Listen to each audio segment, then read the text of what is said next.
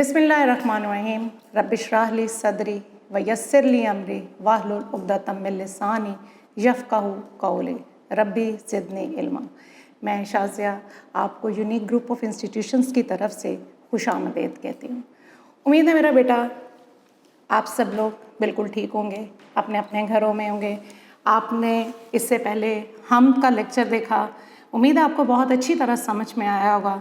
इससे पहले कि हम आगे जाएं, हम इससे पहले थोड़ा सा आपसे पिछला काम जो है वो रिवाइज़ करते हैं। लेकिन उससे भी पहले आप सबको पता है कि हम इस वक्त पेंडेमिक कंडीशन से गुज़र रहे हैं। आप अपने घरों में रहेंगे, आप अपना ख्याल रखेंगे, अल्लाह ताला से दुआएं करेंगे। आप तो मासूम हैं और आपको पता है कि अल्लाह ताला जो है वो दुआएं कबूल करते हैं और आप दुआएं जितनी भी अल्लाह ताला से मांगी जाएं अल्लाह ताला उनको कबूल करते हैं। दुआ में जितनी शिद्दत होती है दुआ उतनी कबूल होती है। चीज़ों पर हमारा इख्तियार नहीं, लेकिन हम अल्लाह ताला से दुआ तो कर सकते हैं और हम इंशाल्लाह अल्लाह ताला से यही दुआ करते हैं कि अल्लाह ताला जल्द से जल्द हालात को दोबारा से ठीक कर दें और हम जो है वो दोबारा से मिल सकें, आपके साथ यहाँ पे आ सकें और आप दोबारा हमारे साथ पढ़ें। अपना लेक्चर जो पहला दिया था उसमें आपको बताया था कि आपका उर्दू ए और बी का पेपर इकट्ठा आता है। 100 मार्क्स का आपका पेपर होता है जिसमें आपके 30 मार्क्स के MCQs आते हैं जो कि आपके नोट्स में से दिए जाते हैं, जिसका गिवन टाइम 45 मिनट्स यानी कि 45 मिनट होता है। आपका 45 मिनट के बाद आपसे वो पेपर ले लिया जाता है ऑब्जेक्टिव, फिर आपको सब्जेक्टिव पेपर दिया जाता है जो कि आपका 70 मार्क्स का होता है। उसमें सबसे पहले आपका सलीस उर्दू का एक सवाल होता है, उसमें आपको 2 सलीस उर्दू दी जाती हैं जिनमें से आपने एक जो है वो करनी होती है। इसके 10 नंबर होते हैं। फिर आपका जो अगला सवाल होता है उसमें आपके हैं दर्ज झेल सवालात के मुख्तसर जवाब दें, वो आपको 8 दिए जाते हैं, आपने उनमें से 5 करने होते हैं। 10 नंबर का मेरा बेटा आपका ये भी सवाल होता है। तीसरा सवाल होता है आपका अशार के मफ़हूम। अशार के मफ़हूम तहरीर करने होते हैं, ये आपका 5 नंबर का एक सवाल होता है और आपने इसमें 4 आपको अशार दिए जाते हैं। अशार के मफ़हूम आपने तहरीर करने हैं, तशरीह नहीं। इसमें 1 नंबर आपका नज़म का उन्वान और शायर का नाम के होते हैं। इस तरह पूरे आपके ये 5 नंबर हो जाते हैं। अगला सवाल जो आपका होता है वो मेरा बेटा होता है कि आपने दर्ज झेल आपके जुमले होते हैं, जुमले तहरीर करें। आपको 7 जुमले दिए जाते हैं जिनमें से आपने 5 जुमले तहरीर करने होते हैं। 5 नंबर का आपका ये सवाल होता है। फिर आपका एक सवाल होता है, 2 आपको मज़मून दिए जाते हैं जिनमें से आपने 1 तहरीर करना होता है।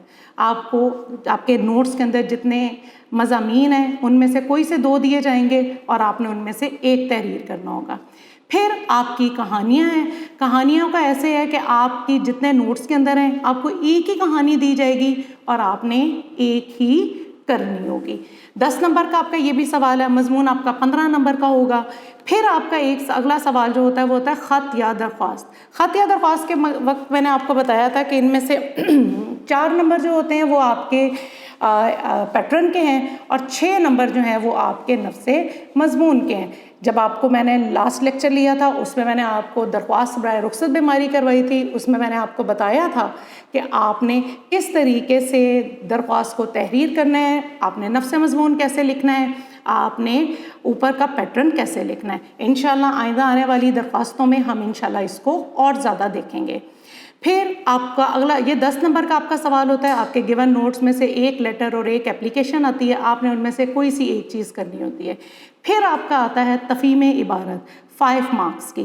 तफ़हीम इबारत आपके नोट्स में अस्बाक की दी जाती है। आपको 5 सवाल होते हैं जिनमें से आपने एक सवाल का एक नंबर है।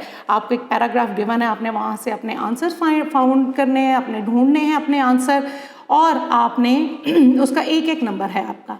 तो इस तरीके से मेरा बेटा ये आपका जो सब्जेक्टिव पार्ट है ये आपका 70 मार्क्स का हो गया और टोटल मार्क्स आपके हो गए 100। आपका सब्जेक्टिव का गिवन टाइम है 2 hours and 15 minutes और 45 मिनट्स हैं आपके सब्जेक्टिव के टाइम पे।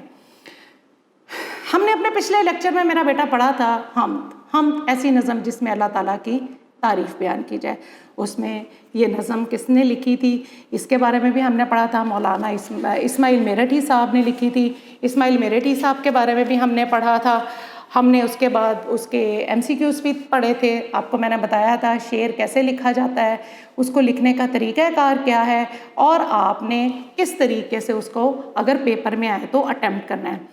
پھر ہم نے مختصر جوابات تحریر کیے تھے، میں نے آپ کے ساتھ جملے شیئر کیے تھے، پھر ہم نے MCQs بھی اس کے دیکھے تھے۔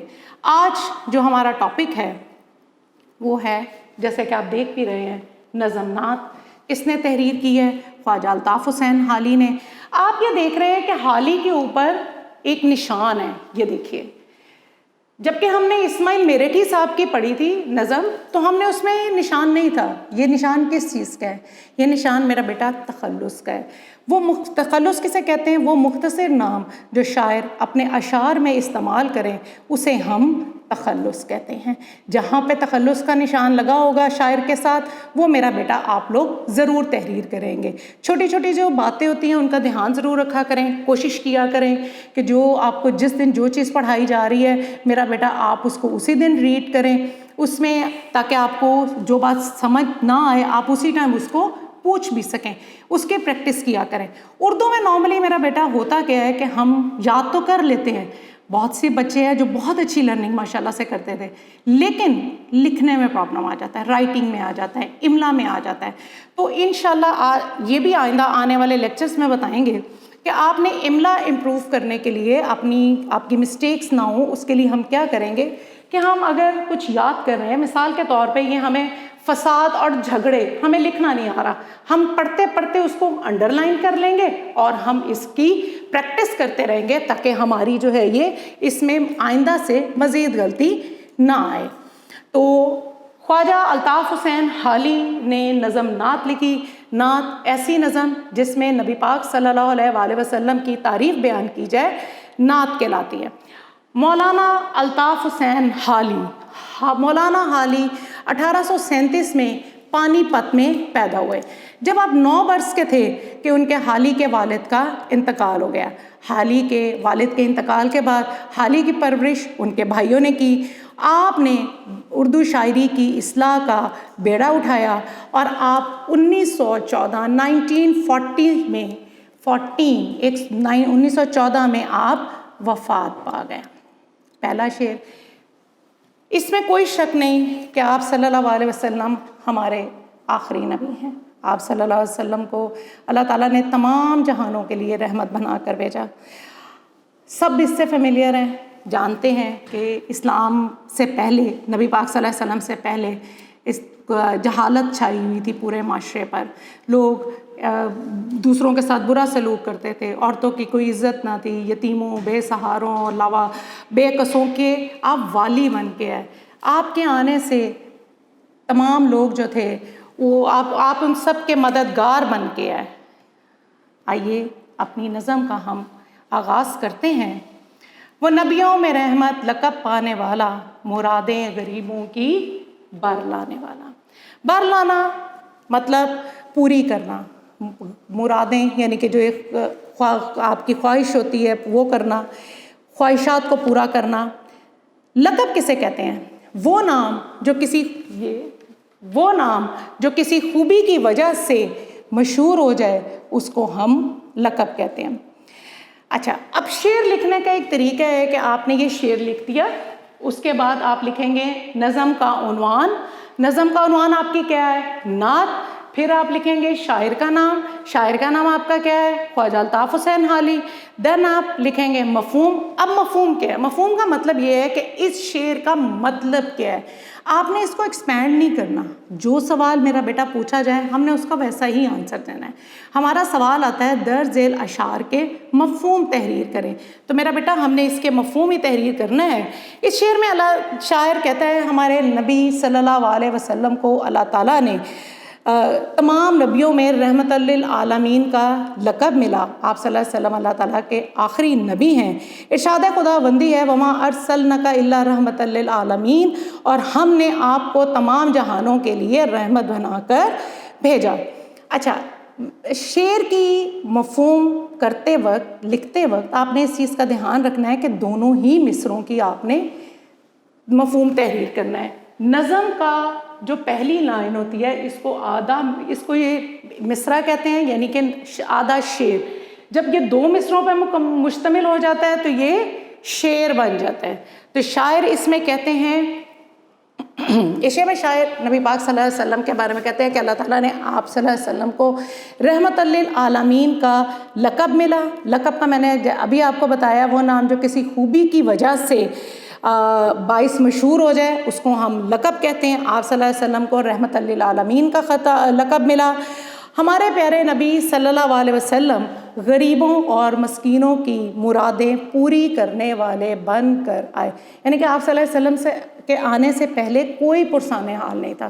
جب آپ صلی اللہ علیہ وسلم اس دنیا میں تشریف لائے تو اس کے بعد بارے میں شاعر کہہ رہے ہیں کہ ہمارے پیارے نبی غریبوں اور مسکینوں کی مرادیں پوری کرنے والے بن کر آئے۔ جی امید ہے میرا بیٹا آپ کو پہلا شعر کا مفہوم سمجھ میں آ گیا ہوگا۔ دوسرا ہے مصیبت میں غیروں کے کام آنے والا، وہ اپنے پرائے کا غم کھانے والا۔ غم کھانا مطلب فکر کرنا۔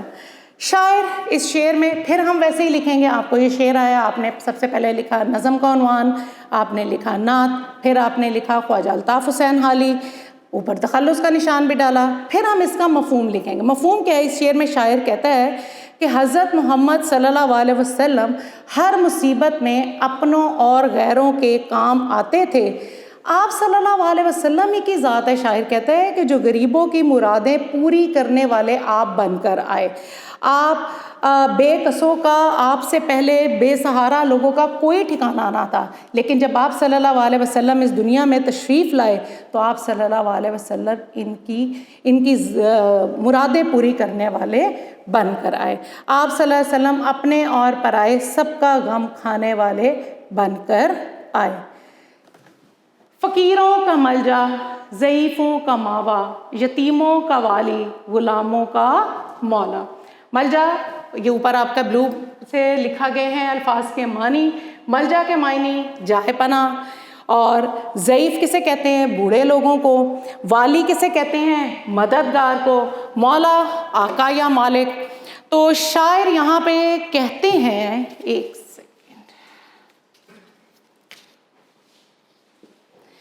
شاعر کہتے ہیں، اس شعر میں شاعر کہتے ہیں، سیم شروع کرنے سے پہلے بتاؤں گی، وہی طریقہ کار ہے، نظم کا عنوان، شاعر کا نام اور پھر مفہوم، جیسا کہ آپ کے نوٹس میں بھی دیا گیا ہے، آپ اس میں سے بھی مدد لے سکتے ہیں۔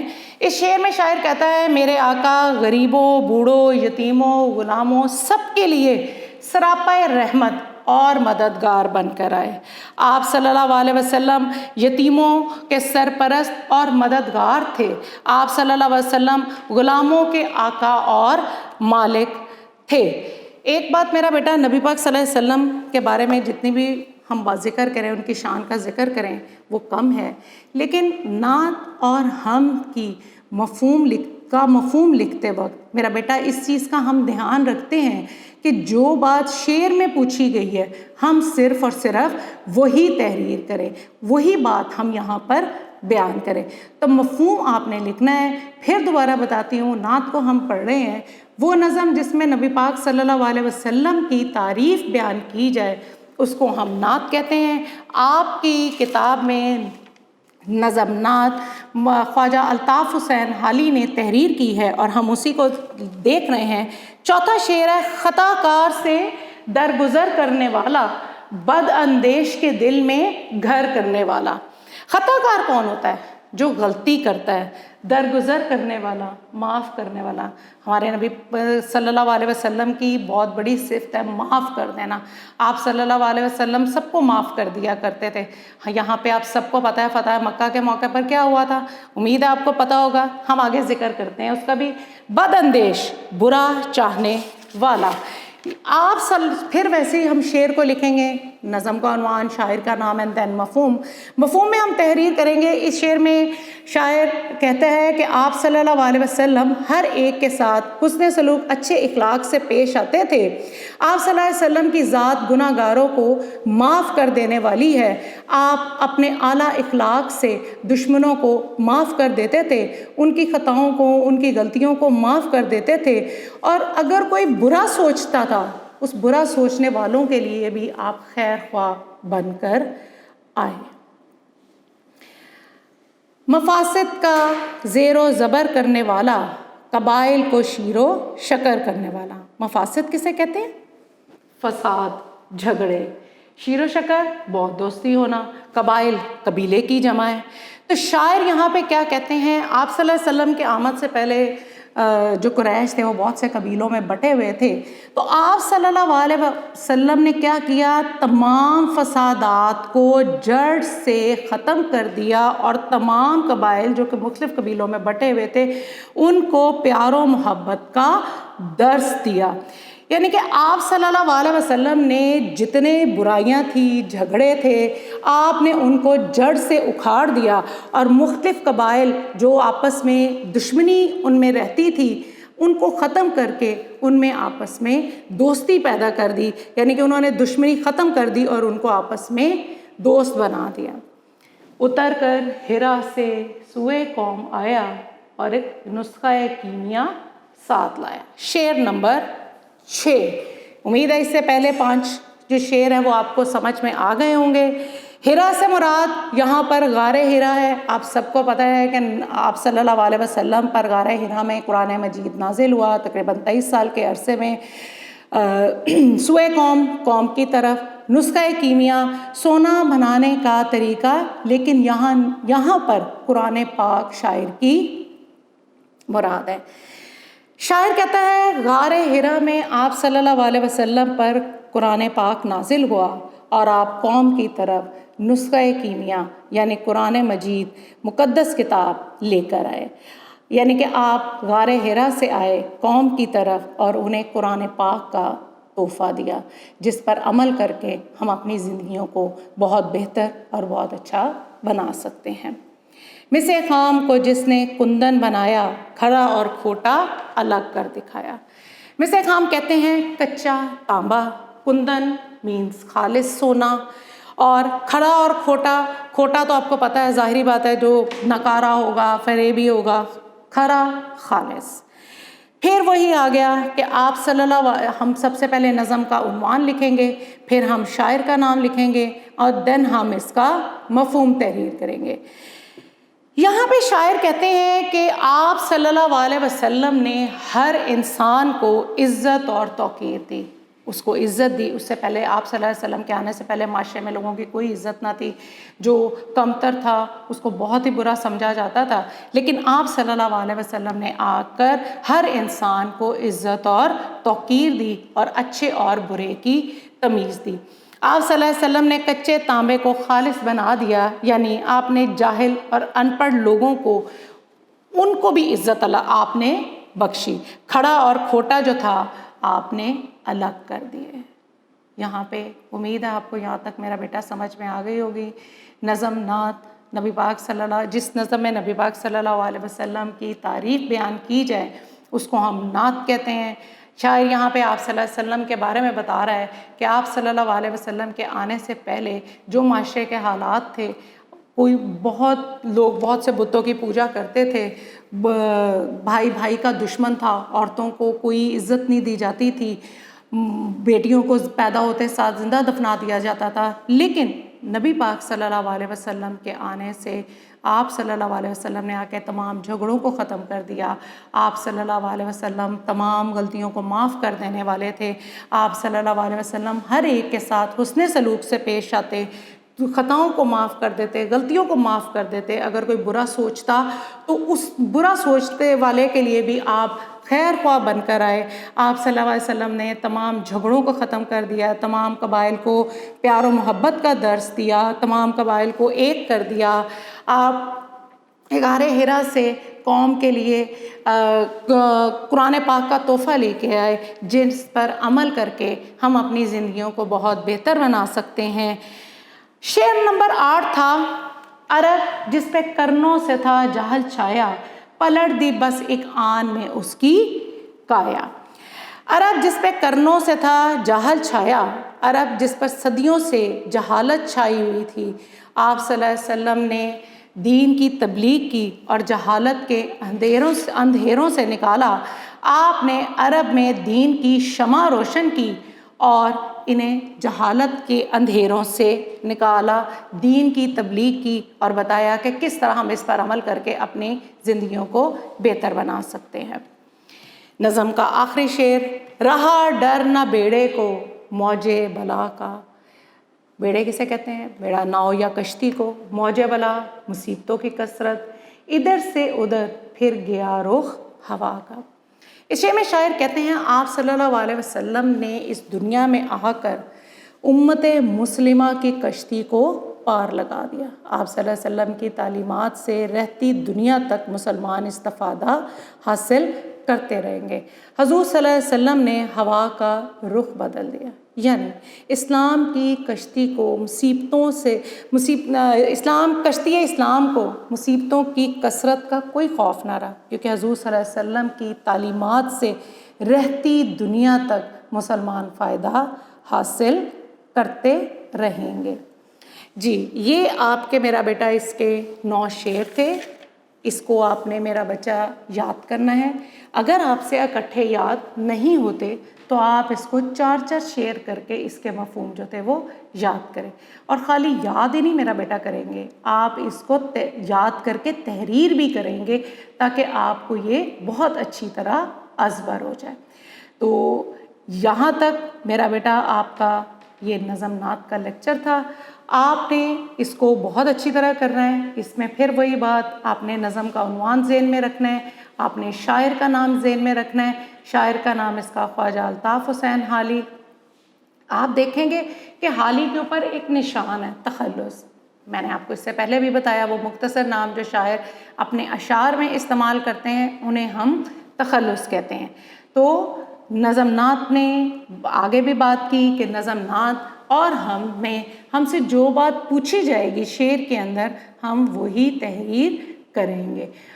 نبی پاک صلی اللہ علیہ وسلم کی ذات کے بارے میں ہم جتنا بھی لکھیں، جتنا بھی تحریر کریں وہ کم ہے، لیکن جتنی بات میرا بیٹا شعر میں آپ سے پوچھی جا رہی ہے آپ اس کو اتنا ہی تحریر کریں گے۔ تو آپ نے اس کو بہت اچھے طرح یاد کرنا ہے۔ جی میرا بیٹا، یہ تھی آپ کی نظم نعت۔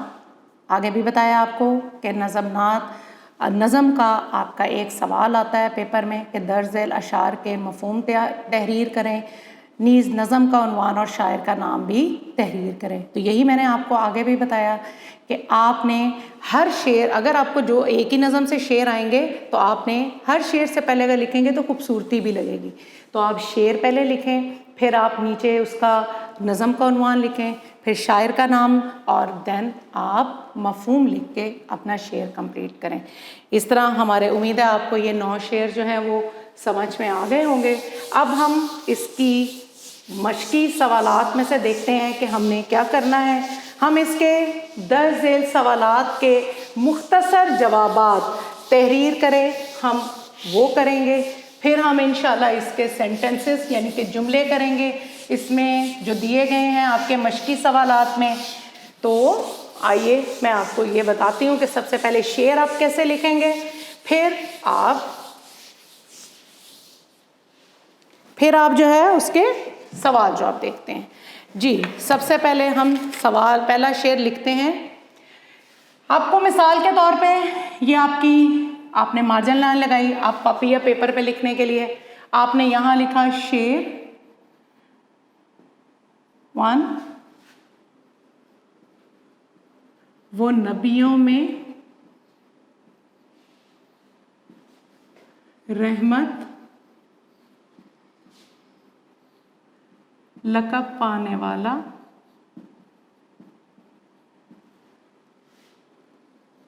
مرادیں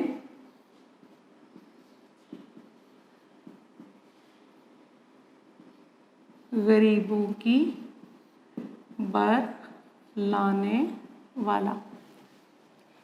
अच्छा मेरा बेटा, शेर लिखने का सबसे पहले एक तरीका कार है कि आप शेर को इस तरीके से तहरीर करते हैं कि यहाँ से और आपका यहाँ से शेर जो है वो बराबर है, उसमें आगे पीछे नहीं जाते। ये नहीं करते कि ये शेर अगर आपका एक लाइन में पूरा नहीं आ रहा तो आप उसको अगली लाइन में ले जाएं। नहीं मेरा बेटा, ये शेर जो है, शेर का एक मिसरा एक ही लाइन पर आना चाहिए और दूसरा मिसरा दूसरी लाइन पे, यानी कि 2 लाइनों के अंदर ही आपका शेर आना चाहिए। यही शेर लिखने का सही तरीका है। यहाँ तक आपने लिख लिया, यहाँ पे आके आप लोग एक लाइन जो है वो स्किप कर दें। देन आप यहाँ पे लिखें नज़म का उन्वान, यहाँ पे आप लिखिए नात, फिर आपने लिखा शायर का नाम, यहाँ पे आपने लिखा ख्वाजा अल्ताफ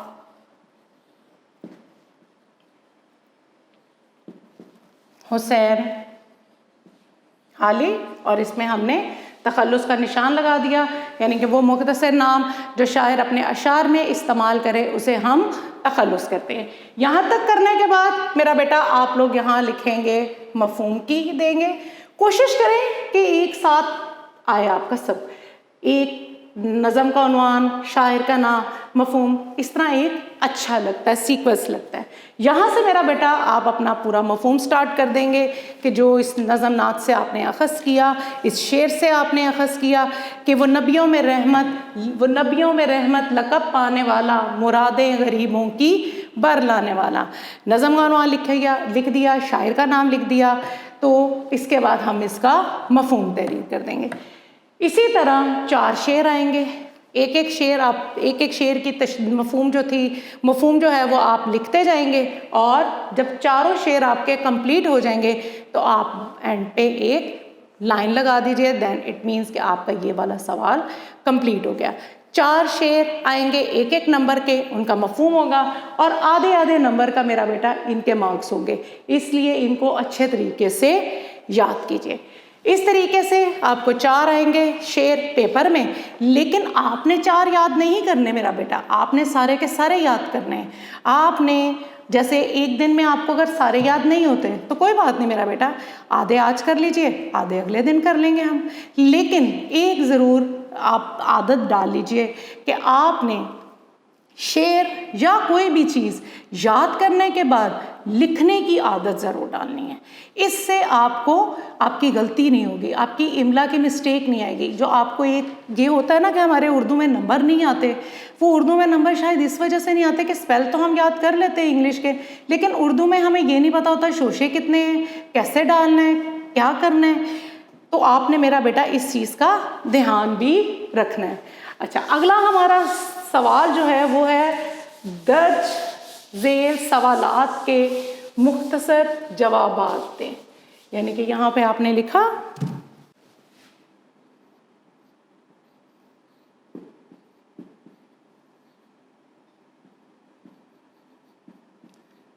सवालात के मुख्तसर जवाब दें। या आपके जहाँ पे आपकी नज़म नात ख़त्म हो रही है उससे आगे जब आप पेज टर्न करते हैं तो मश्की सवालात दिए गए हैं, उनमें आपके दर्ज झेल सवालात के मुख्तसर जवाब दें। आपका सबसे पहला सवाल है सवाल नंबर 1, रहमत किस नबी का, रहमत किस नबी का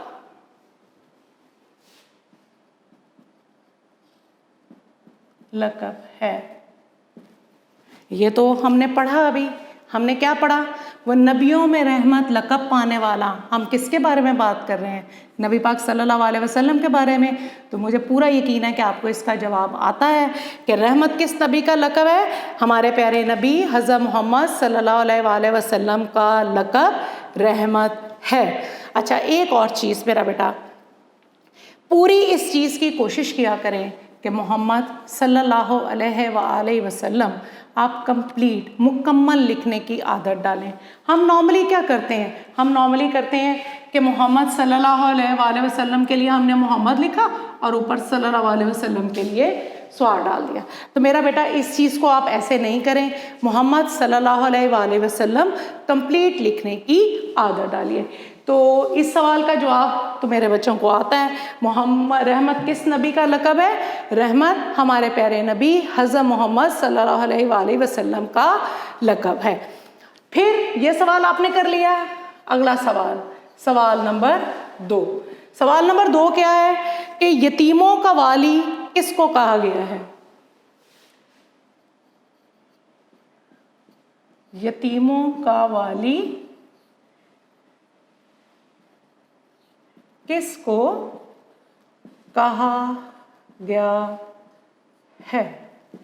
किसको कहा गया था यतीमों का वाली? यतीमों का वाली फ़कीरों का मलजा, ज़ईफ़ों का मावा, यतीमों का वाली, ग़ुलामों का मौला। यानी हमारे नबी पाक वाली किसे कहते हैं? मददगार को। तो यतीमों का वाली कौन है? हमारे प्यारे नबी हज़रत मोहम्मद सल्लल्लाहु अलैहि वसल्लम। तो आप यहाँ लिखेंगे हज़रत मोहम्मद सल्लल्लाहु अलैहि वसल्लम को यतीमों का वाली कहा गया है।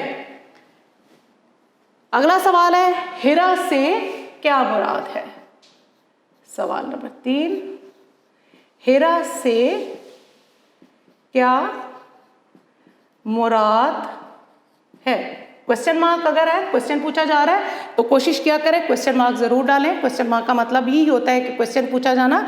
हिरा से मुराद, हिरा कैसे याद है ना, हमने शेर पढ़ा था। क्या शेर था? उतर कर हिरा से सुए कौम आया और एक नुस्ख़ा कीमिया साथ लाया। हिरा से मुराद यहाँ पर क्या है? हिरा से मुराद यहाँ पर खाना गारे हिरा है, जहाँ पर आप सल्लल्लाहु अलैहि वसल्लम इबादत करते थे।